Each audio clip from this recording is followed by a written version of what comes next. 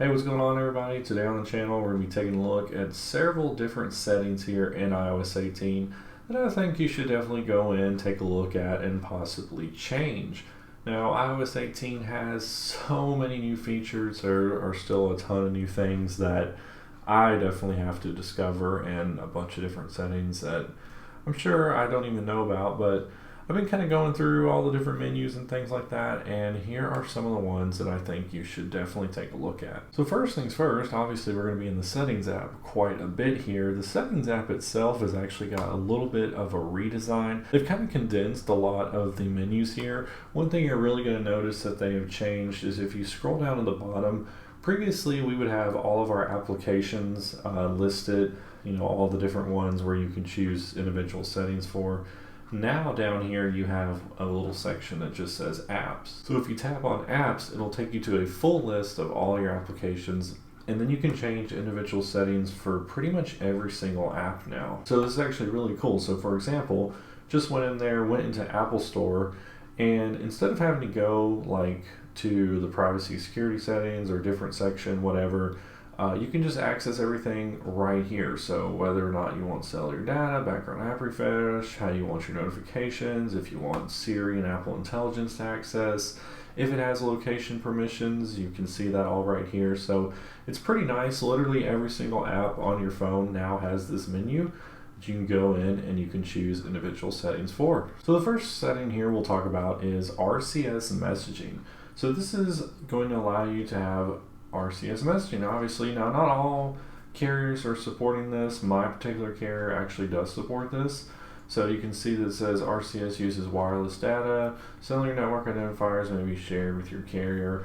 Basically, this kind of enables better texting with our green bubble friends. So if your carrier supports this, I would definitely go ahead and turn it on. If we head down here to the privacy and security section, you're going to notice that things look quite a bit different here. So they've added some more options through here for you to choose from.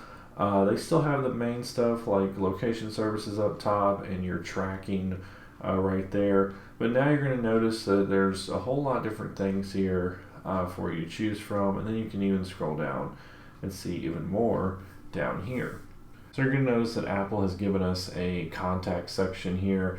And now this allows you to choose individual applications whether or not they can use certain contacts. So previously what would happen is obviously you would have Snapchat, for example. You'd go in and it would say allow access to contacts. You'd hit yes and you get all the contacts would go to Snapchat. Well, now that is no longer the case. You can now choose individual contacts just like you can with your photo library. So very nice that Apple's finally put this in. So it's a good idea to head into your contact settings under privacy and security and just kind of double check everything. Make sure no apps are accessing your full contact list if you do not want. While we're in here, another thing to check out is your significant location. So this can now be accessed much easier here under your location services. So if you tap on location services, you're going to get obviously all of your different apps that are using your location and how they're using them. You scroll all the way down to the bottom though, you have system services, and this is basically all the things that your phone is actually using your location for that you may not exactly know about. So you can go in here and you can choose those if you would like. But again, we'll scroll down to the bottom here and you can see where it says significant locations.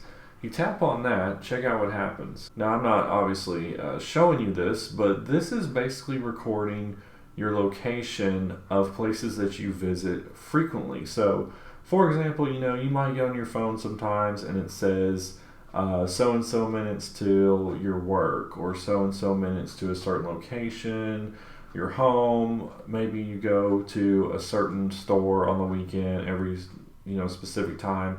And you can see that my phone has got 259 records, and it's even showing behind my hand, it's showing every single location that it thinks is significant enough to have an entry. So it's pretty crazy to think about. Now this right here eats up your battery life quite a bit, and I'd recommend that you'd probably want to go ahead and turn that off.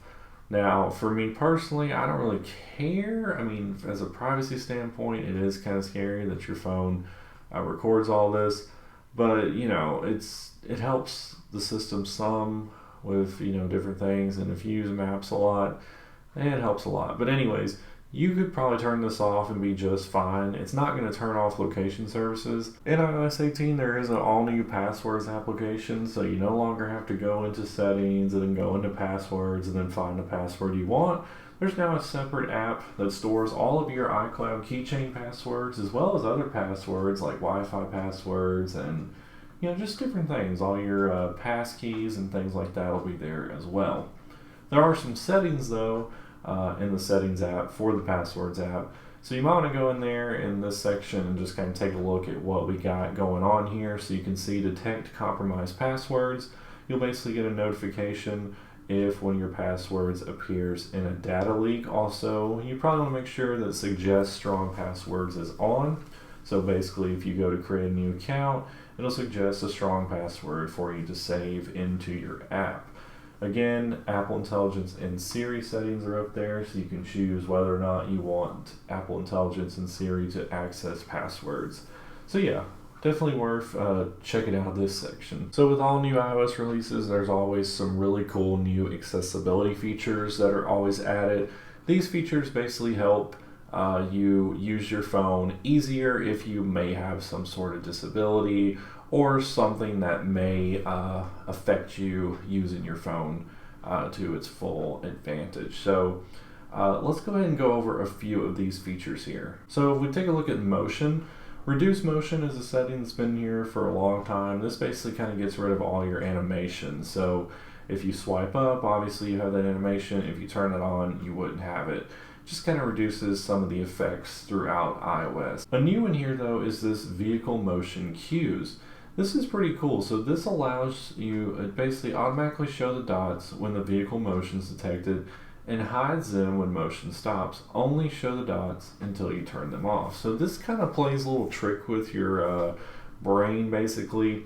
If you're in a vehicle and it detects that motion is enabled, it'll kind of put these little dots on the screen, so you can hit this and you can see them right here. So it kind of, you can see how they move a little bit as the car would be moving, but this basically kind of just reduces motion sickness for you. So you can just leave that on automatic. That is what it is by default. So they'll pop up. So if you see that pop up and you're like, what is that?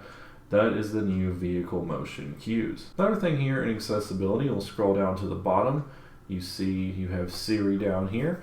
And this is where you can kind of choose a few different things to do with Siri. So you can see speaking rate, you can slow it down a little more. You can speed it up if you would like to. You scroll down here, this is where you can always listen for the word. Obviously, I'm not going to say the word because it might enable your phone.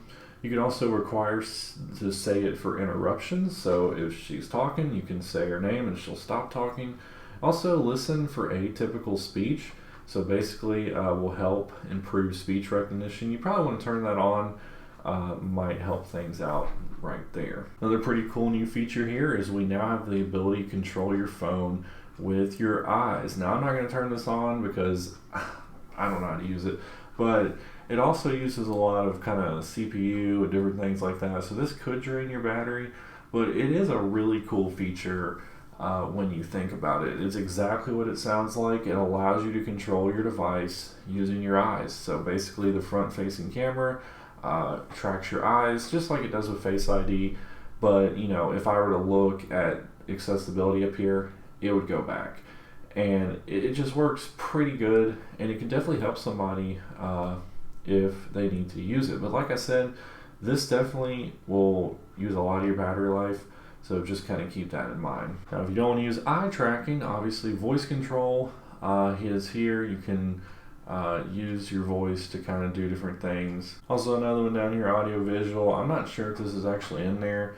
but it says power on and off sounds. Play a sound when iPhone is powered on and off. So that's kind of cool, interesting as well. But yeah, there's always a ton of accessibility settings. You can configure all these to do all sorts of cool things. So definitely something to check out. If we go into Safari settings, there's a new highlights feature. So if you tap on that, this basically kind of summarizes a web page, just shows you the highlights. So if you read an article or something like that, you can have this enabled and it'll actually kind of go through and it will show you all the highlights. We go into our camera settings, you can go into record sound. Obviously we have stereo and mono, but there's a new option here for allow audio playback. So if you have this enabled, basically audio playback will not pause any audio automatically when recording video. So basically if you were playing like a song or something on your iPhone and you were going to record a video, it would actually record the audio through your speaker.